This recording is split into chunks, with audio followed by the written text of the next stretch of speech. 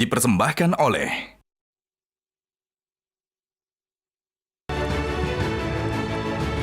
Selamat malam para pemirsa, ketemu lagi di Hot Room dengan saya Hotman Paris. Dalam seminggu ini terjadi pembunuhan di berbagai kota. Motif asmara, ekonomi, mistis, kejiwaan adalah faktor utamanya. Anehnya, pembunuhan tersebut dilakukan oleh orang-orang terdekat.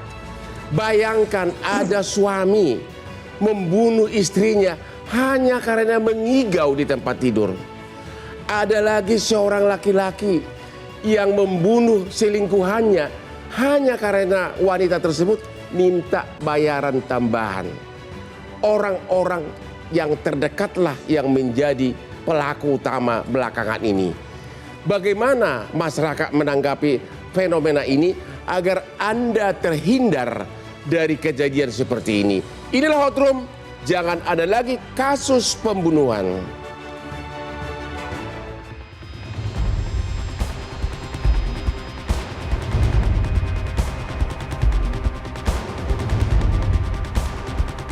Sepekan terakhir, kasus pembunuhan marak terjadi. Ironisnya, beberapa kasus yang terjadi dilakukan oleh orang terdekat korban. Sungguh disayangkan. Nyawa seakan tak berharga di tangan mereka, para pelaku pembunuhan. Setidaknya terdapat 4 kasus pembunuhan akhir-akhir ini.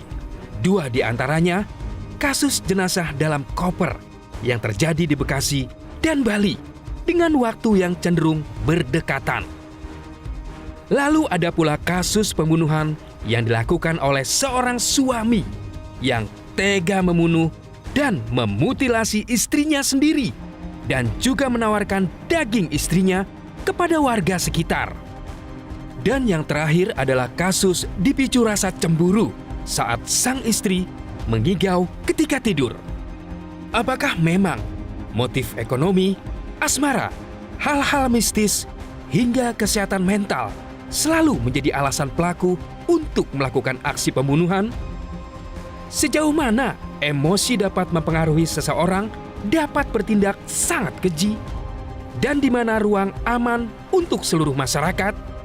Tentunya, satu yang kita harapkan bersama, tidak ada lagi kasus pembunuhan keji yang terjadi. Stop, jangan ada lagi kasus pembunuhan.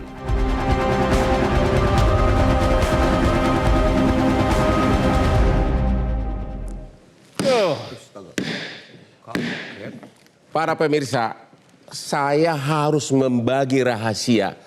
Kenapa Hotman bisa dari jam 3 subuh sudah bekerja sampai malam ini jam 11 malam masih tetap bekerja? Rahasianya adalah berkat kopi kesayangan Hotman Paris. Luwak White Coffee yang telah mendampingi Hotman 38 tahun sebagai pengacara. Kopi the best.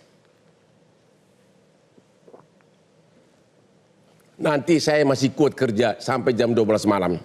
Makanya saya kaya. Bapak Kombes Pol Ade Ari. Siap, Bang. Bisa nggak digambarkan fenomena pembunuhan belakangan ini? Dalam 1 minggu ada pembunuhan di 4 kota. Dan ada beberapa kali kejadian mayatnya dibungkus, dimasukkan koper, dibuang. Dan oleh orang-orang terdekat. Gejala apa ini? Siap.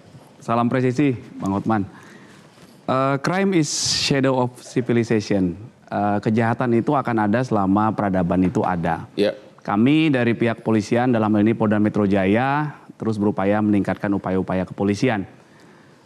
Dibilang marak berdasarkan data di Polda Metro Jaya sebenarnya tidak juga jika dibandingkan dengan kejahatan lainnya. Ya. 2022 itu ada 44 kasus pembunuhan di wilayah hukum Polda Metro Jaya. 2023 itu ada 46 kasus. Ada kenaikan memang 3 angka namun tidak signifikan. Yang penting tidak perlu khawatir, polisi ada 24 jam, Bang. Sistemnya sudah dibangun sedemikian rupa sehingga kantor polisi tidak pernah tutup dan kami siap melayani masyarakat 24 jam.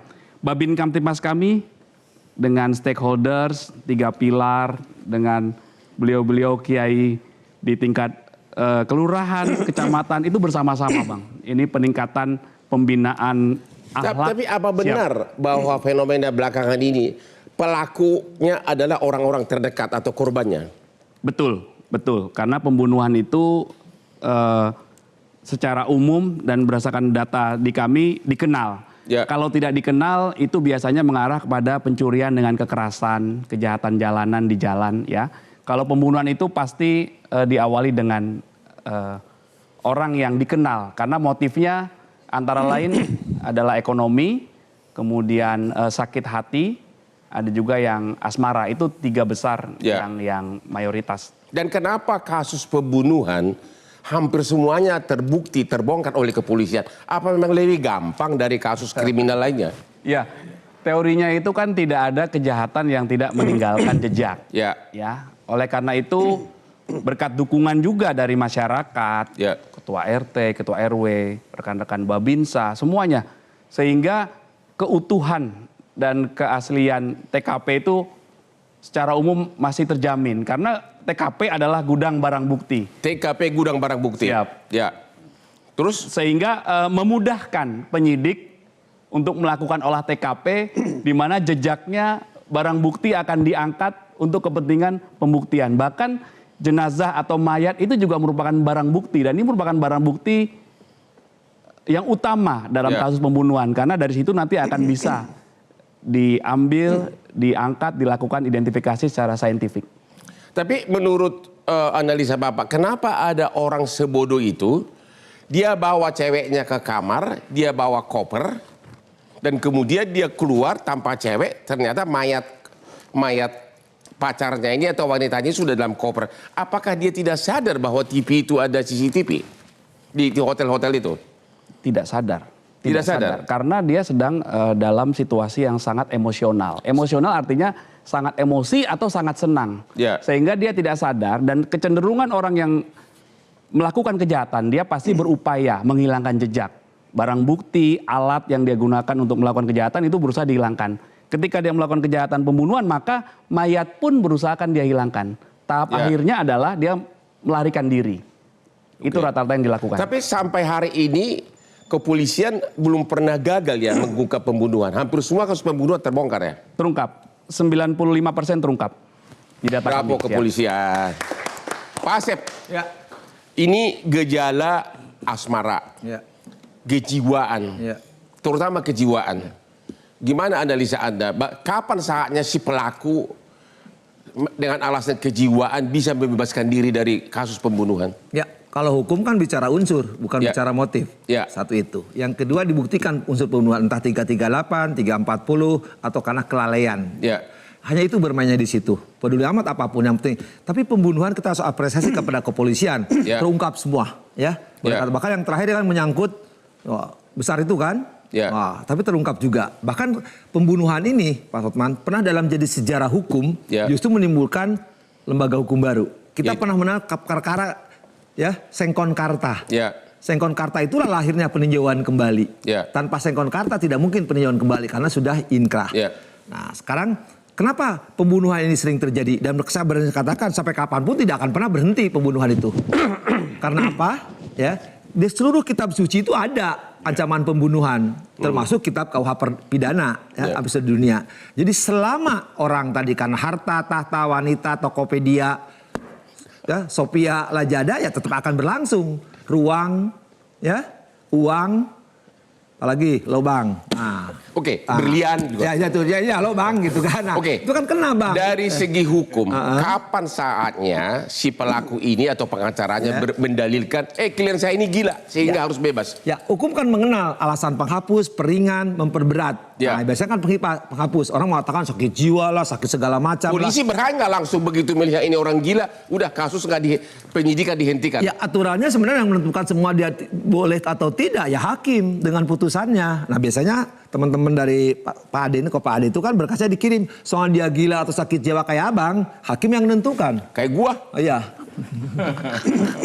Jadi polisi tidak berwenang langsung menghentikan penyidikan dengan alasan si pelaku ini adalah orang gila. Ajas legalitas itu yang menentukan semua adalah hakim, Bang. Jadi harus dibawa dulu berkasnya limpah ke pengadilan. Kita khawatirkan hukum itu kan menjaga jangan sampai terulang atau jangan terjadi manipulasi atau penyelundupan hukum. Nanti kayak abang teriak-teriak disangkanya Pak Abang ini gila, akhirnya dihentikan. Ada pertanyaan dari warga. Kalau hakim memerintahkan bahwa si pelaku ini harus masuk rumah sakit jiwa misalnya 1 tahun. Ada pertanyaan dari masyarakat awam, apakah setelah dia sehat boleh dia diadili kembali? Ya nggak bisa. Nggak bisa? Nggak bisa karena deliknya waktu itu kan sudah dinyatakan. Ya. Jadi cara terbagus untuk bebas adalah harus bisa membuktikan benar-benar gila. Begitu Pak ya? Iya. Benar-benar gila. Iya. Ya? Nanti hakim yang memerintahkan. Jadi kepolisian tidak berwenang menghentikan ya? Tidak. Di pasal 442 KUHP nanti hakimlah yang memerintahkan Periksaan oleh ahli. orang yang tidak cakap karena kurang akal ini untuk diperintahkan ke rumah sakit jiwa dan lain sebagainya. Begitu? Iya. Dari perbandingan semua kasus yang paling banyak dari pengalaman Bapak, apakah kasus asmara, kasus ekonomi, atau kasus sakit jiwa terjadinya pembunuhan ini? 2 yang pertama tadi, yaitu asmara dan motif ekonomi ya. Asmara dan motif ekonomi. Berarti banyak orang harus belajar dari Hotman Paris agar selalu tidak emosi menghadapi. Gitu, makanya abang jangan sakitin cewek-cewek cantik. Justru mereka tidak sakit, mereka senang, mereka naik pansus dengan Hotman Paris. Gini Bang, justru pembunuhan ini Bang, ya ada justru tidak hanya negatif, positif Bang. Kalau abang pengen tahu. Kok pembunuhan ini kok karena positif? pengaruh ini, betul Bang.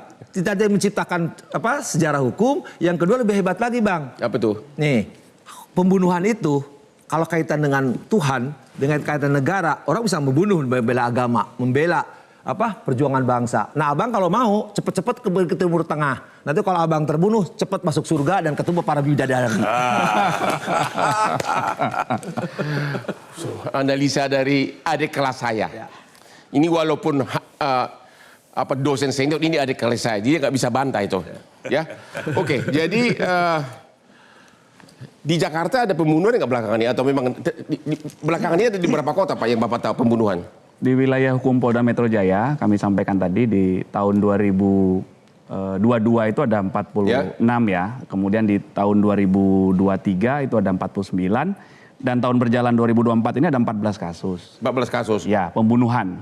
Dan itu 2022 terungkap 100%, 2023 terungkap 100%. Yang 2024 ini masih ada 2 kasus yang berjalan yang sedang diproses. Itu di mana? Wilayah mana? Di wilayah hukum Polda Metro Jaya. Oh begitu? Ya. Oke, kita istirahat dulu setelah yang berikut ini. Hati-hati dengan orang terdekat saudara. Ketemu lagi di Hot Room.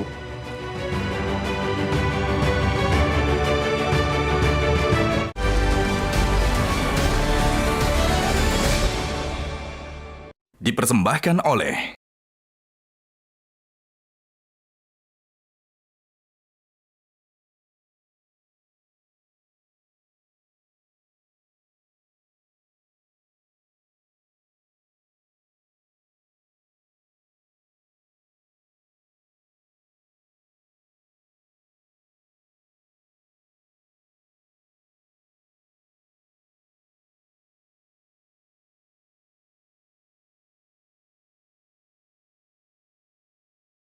lagi di Hot Room. Pembunuhan di mana-mana, mayatnya dimasukkan dalam koper, ada yang dibuang ke semak-semak, ada yang dibuang ke jalan, dan dilakukan oleh orang-orang terdekat.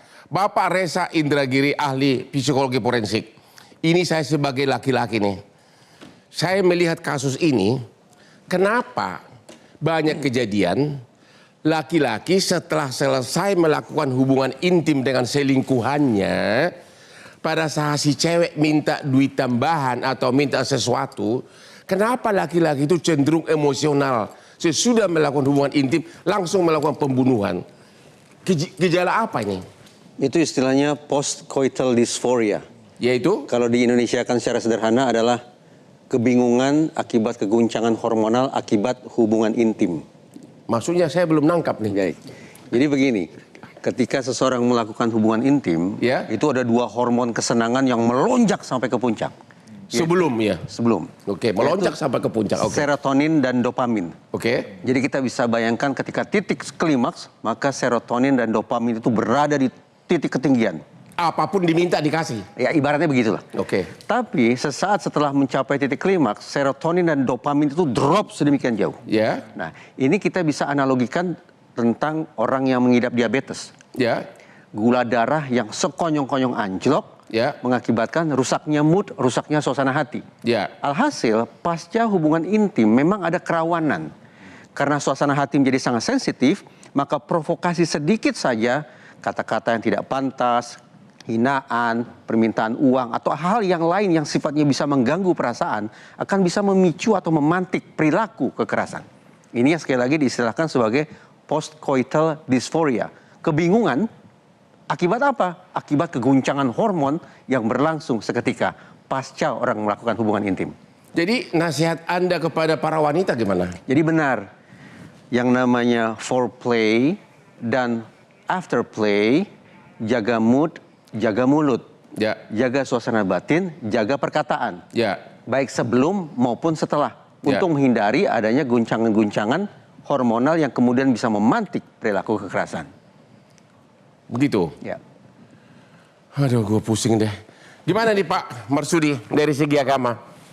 Analisa Bapak bagaimana? Ini dalam seminggu ini terjadi pembunuhan di berbagai kota, dilakukan oleh orang terdekat, mayatnya dimasukkan di dalam koper, dibuang, dan ada beberapa kejadian sesudah selesai hubungan intim, ceweknya minta uang, bunuh.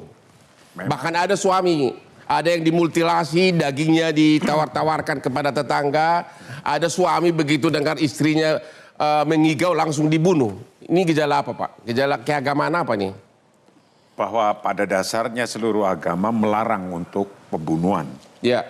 Apalagi ya agama Islam itu sendiri ketika mengutuk pembunuhan itu dengan kutukan atau siksaan yang sangat-sangat dahsyat dan pedih. Maka ketika ada orang membunuh seseorang tanpa dosa apa-apa, Al-Quran itu menyampaikannya begini, man qatala nafsan bi ghairi nafsin aw fasadin fil ardi faka'annama qatalan nas jami'a wa man ahyaha faka'annama ahyan nas jami'a. Kalau ada orang bunuh orang tanpa karena dia itu membunuh orang lain, bukan karena hukum membunuh. Ya. Dan tidak membuat kerusakan. Wong ini tadinya membuat kenyamanan kan? Ya. Nah, keenakan kan tadinya ini terjadinya. Awalnya keenakan. Iya kan, bukan. Itu seolah-olah kalau membunuh satu orang saja itu seolah-olah membunuh manusia semuanya. Ya. Dan barang siapa yang memberi kehidupan seolah-olah memberi kehidupan semuanya.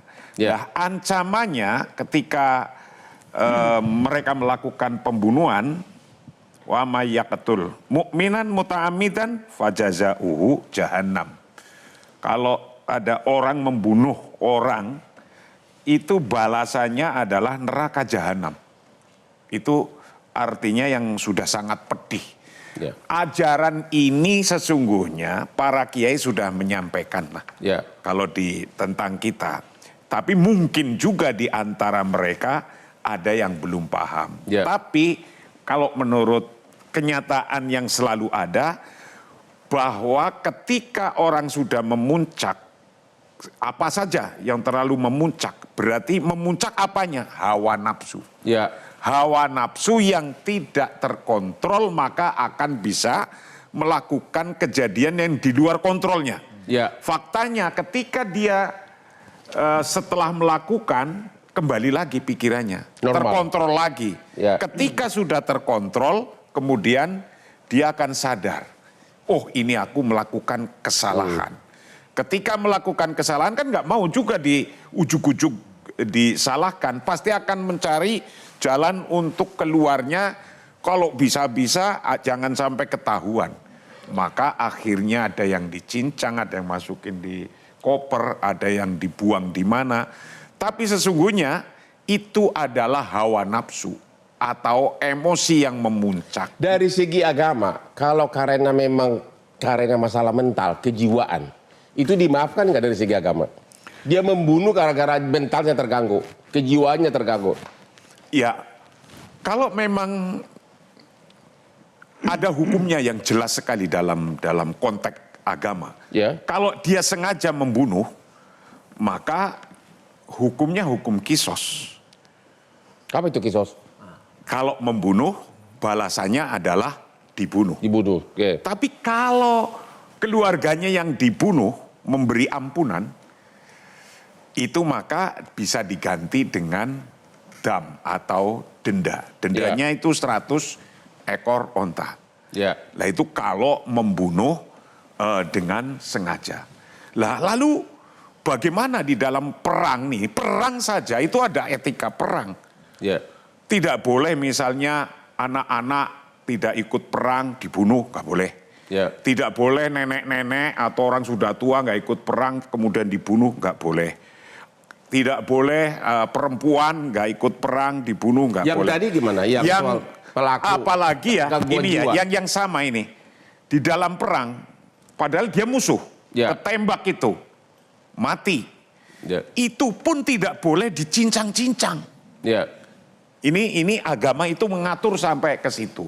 Namun persoalannya di sini, ini kalau adalah kejiwaan yang tadi bisa lagi memuncak-memuncaknya, kemudian menurun, itulah yang disebut kontrol hawa nafsu.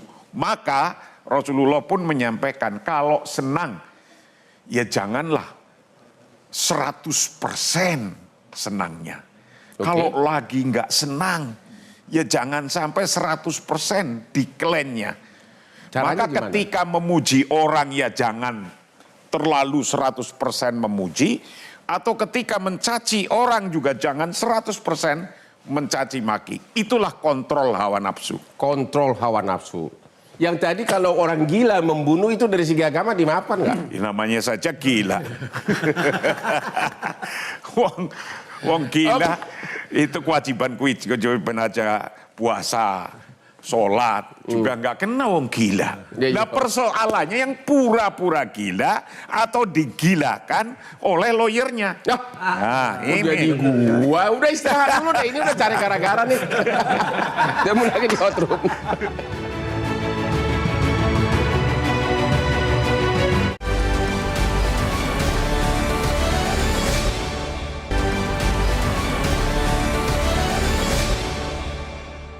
Dipersembahkan oleh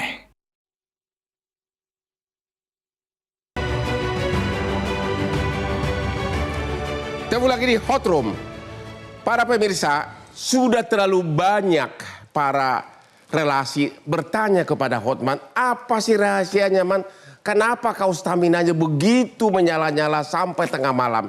Rahasianya begitu bangun pagi, kesayangan saya selalu ada di samping, yaitu luwak white coffee. Sampai malam luwak white coffee, itulah rahasianya. Sehingga saya sudah 38 tahun sebagai pengacara dengan ribuan kasus. Jadi para pemirsa, ikuti apa yang saya lakukan. The best. Ibu Devi, ini kasus di mana-mana ya, dari Ciamis di mana-mana, ada yang dimasukkan di koper, ada yang begitu selingkuhannya minta duit tambahan langsung dibunuh, ada suami yang mendengar istrinya mengigau dibunuh, bahkan mertuanya dibacok. Ini gejala apa ini?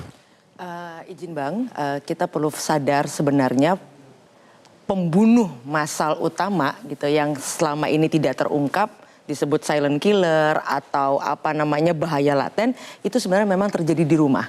Khususnya ketika korbannya adalah perempuan dan anak.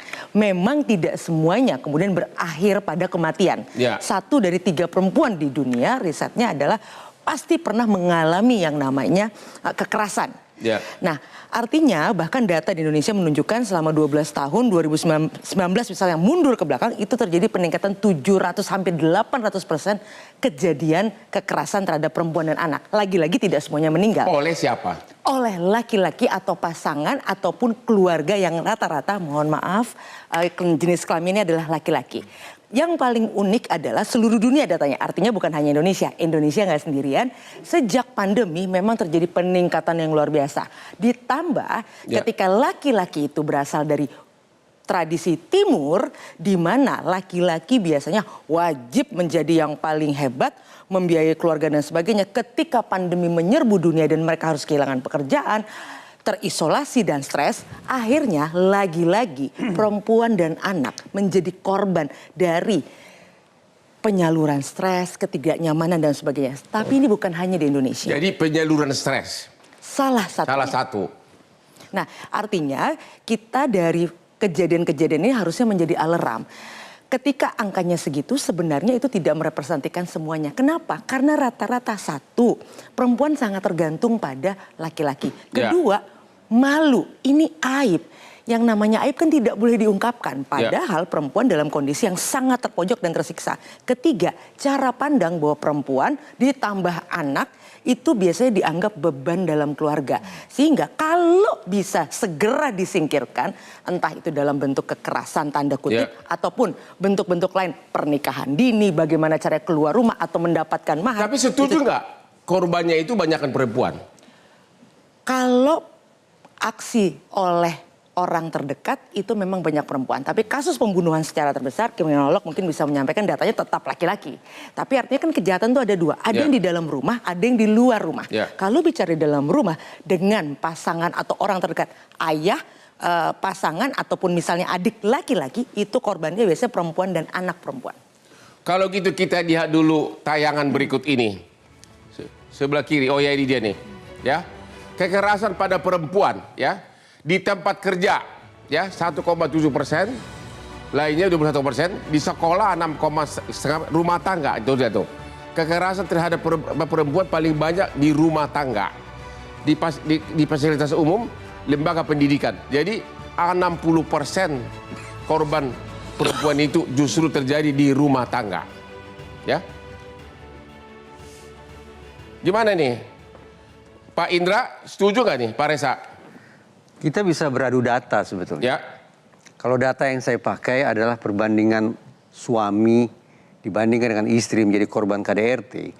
Memang angkanya 40 berbanding 60. Dalam pengertian memang lebih banyak istri yang jadi korban KDRT. Tapi pertanyaannya muncul. Apakah serta-merta kemudian kita bisa katakan bahwa insiden kekerasan terhadap suami rendah? Saya yakin tidak. Artinya insiden kekerasan terhadap para suami perkiraan saya tinggi. Tapi perkiraan saya tinggi? Iya. Perkiraan saya tinggi karena saya sendiri pernah melakukan riset tentang kekerasan atau perilaku agresif antara laki-laki dengan perempuan.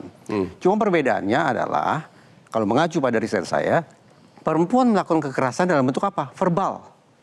Sementara laki-laki melakukan kekerasan dalam bentuk fisik. Pada aspek ini muncul kendala bagi teman-teman di kepolisian untuk melakukan investigasi. Kalau kekerasan fisik buktinya relatif gampang didapat. Tapi kemudian ketika kekerasan itu sifatnya verbal, mengarah kepada suasana batin sang suami, bagaimana cara membuktikannya? Kompleks luar biasa. Satu. Yang kedua, mari kita bayangkan ketika seorang, saya sebetulnya tidak berminat untuk bicara tentang kekerasan dengan melakukan pemilihan gender, Bang Hotman. Tetapi karena pertanyaan seperti itu, maka saya akan respon. Yang kedua, ketika istri melapor ke polisi bahwa dia ditampar, diludahi oleh suaminya, perkiraan saya teman-teman di kepolisian akan jatuh empati.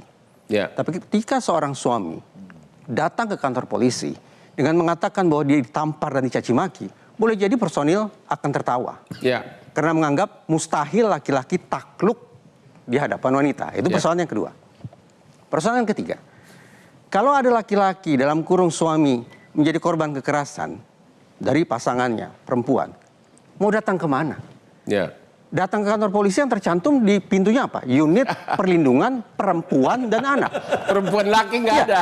Di sebelahnya laki nggak ada. Satu lagi, di sebelahnya ada unit Renakta.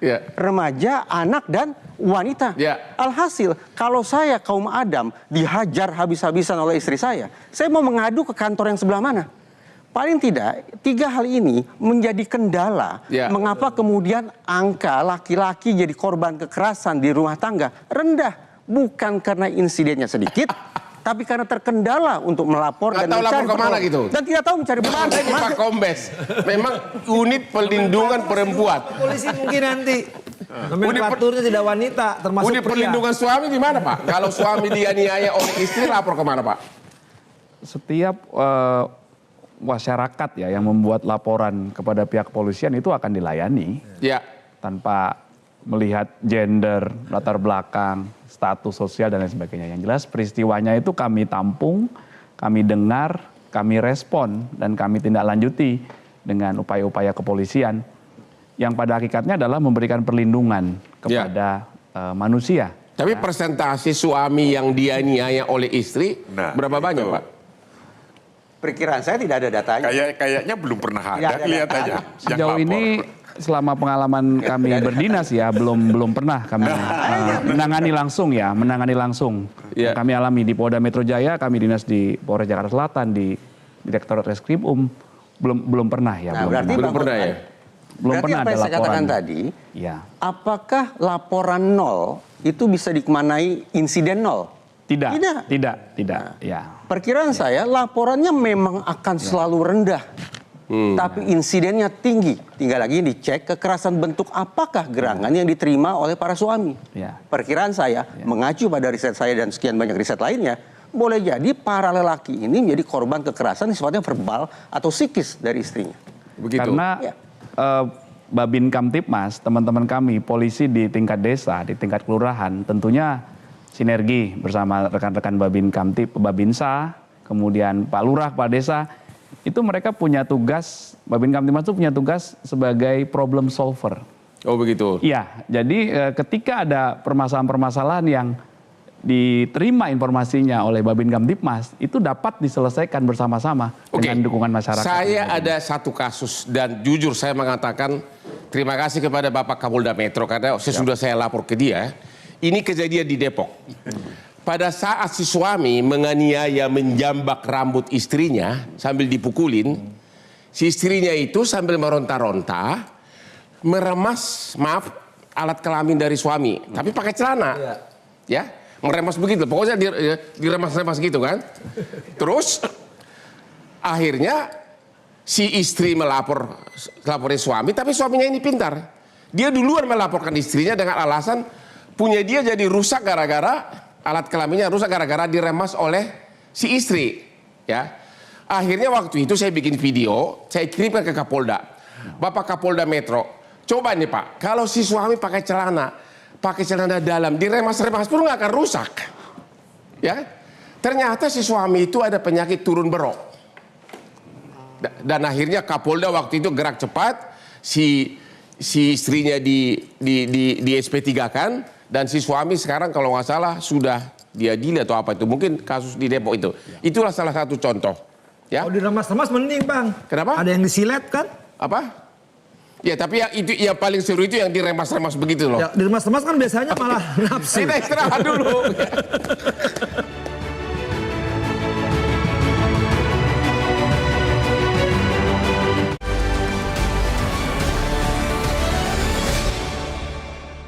Dipersembahkan oleh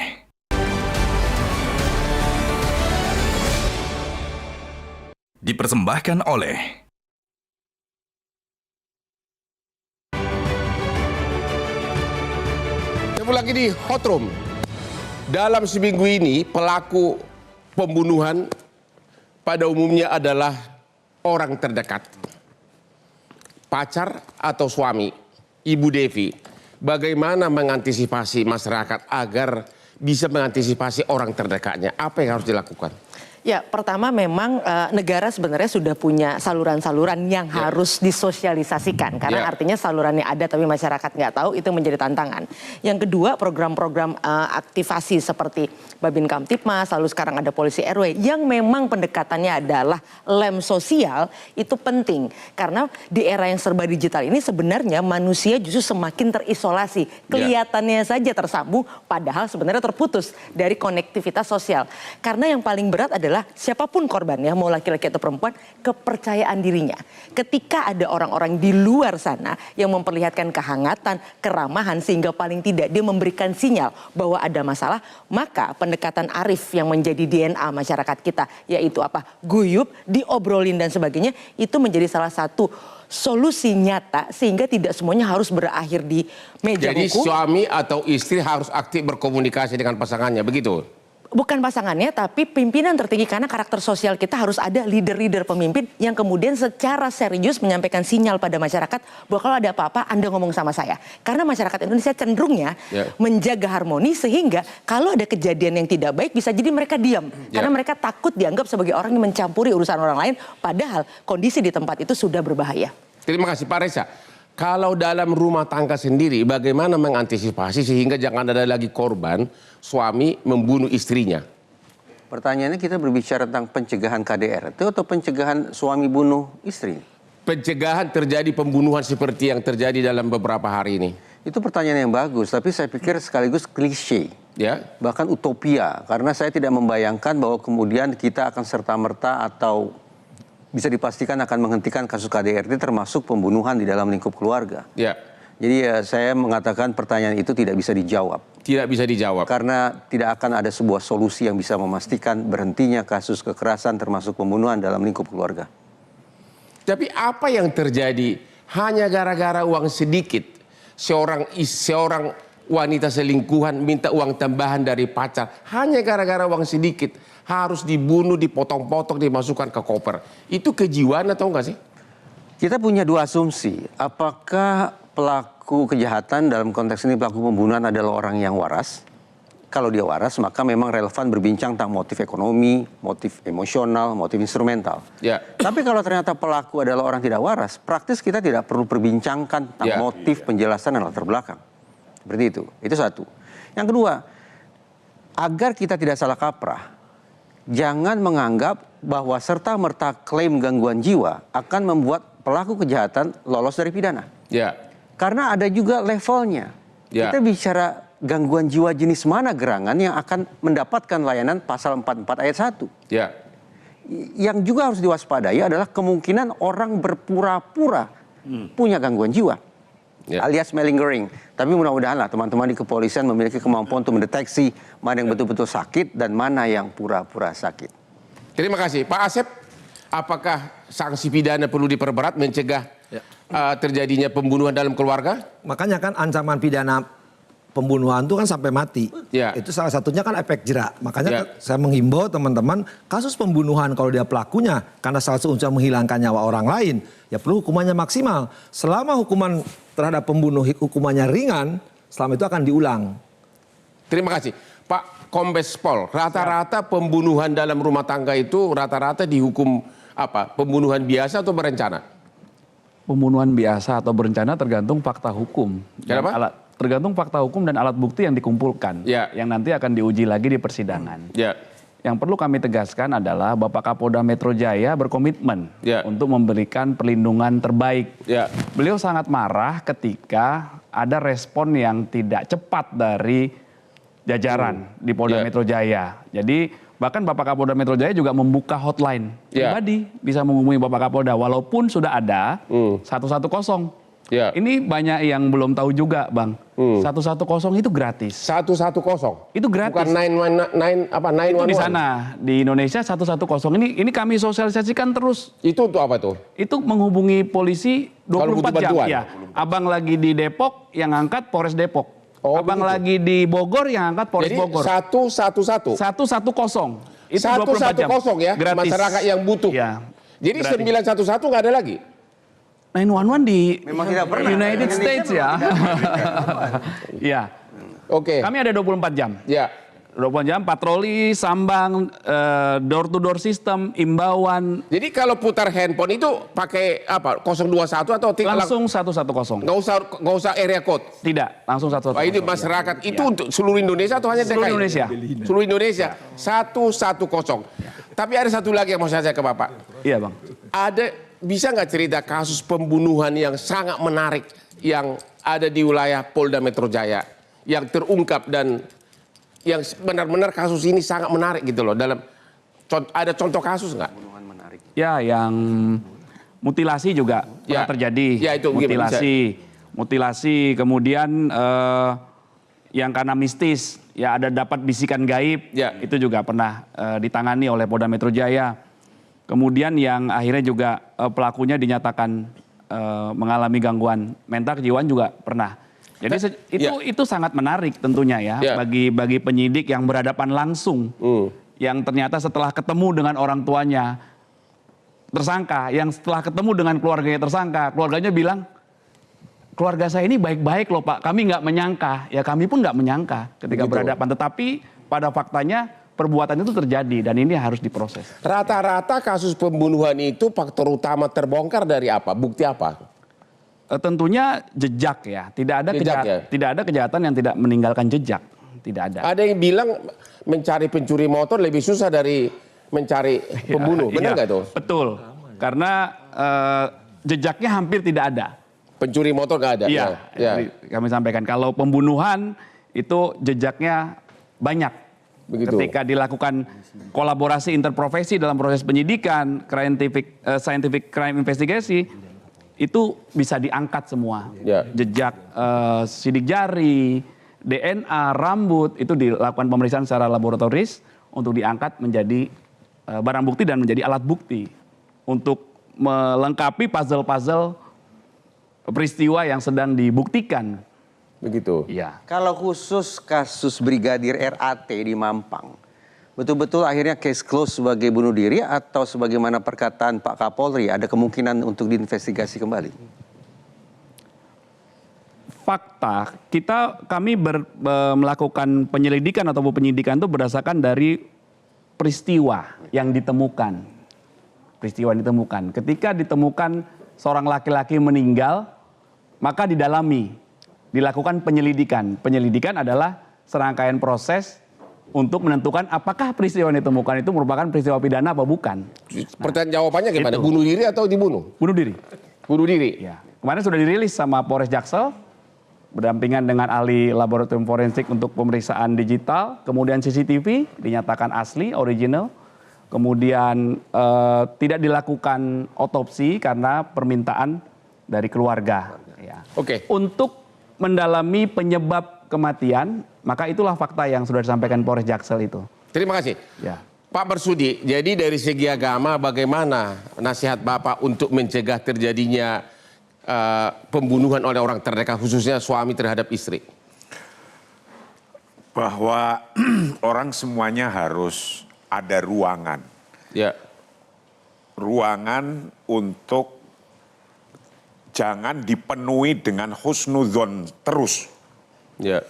Orang kan rata-rata husnudzon, prasangka baik semuanya. Ini. Ketika prasangka baik, ternyata orang ini nggak baik. Nah disitulah seperti yang saya katakan di awal, jangan 100% percaya kepada siapa saja. Karena setiap manusia ada emosinya, atau disebut ada ghodobiyah. Ada ghodob, marah. Marah bisa jadi positif kalau kemarahan itu jadi power untuk berusaha, kayak Pak Hotman, powernya kuat terus karena minum kopi, ya kan? Tapi kalau bisa dikontrol powernya dan bisa menempatkan husnudzon, ya ditempatkan pada posisi yang tepat, itu jangan sampai melebihi, jadi kayaknya orang baik semua, maka nanti akan muncul sikap dan perilaku kita terhadap siapa saja, ada ruangan sendiri yang untuk berwaspada.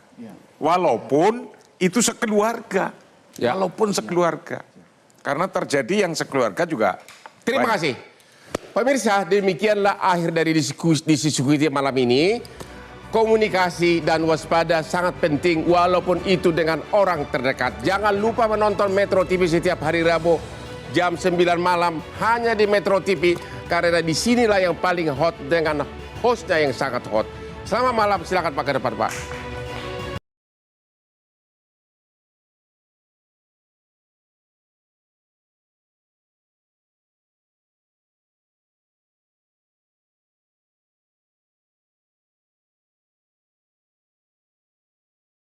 Jelajahi cara baru mendapatkan informasi. Download Metro TV Extend sekarang.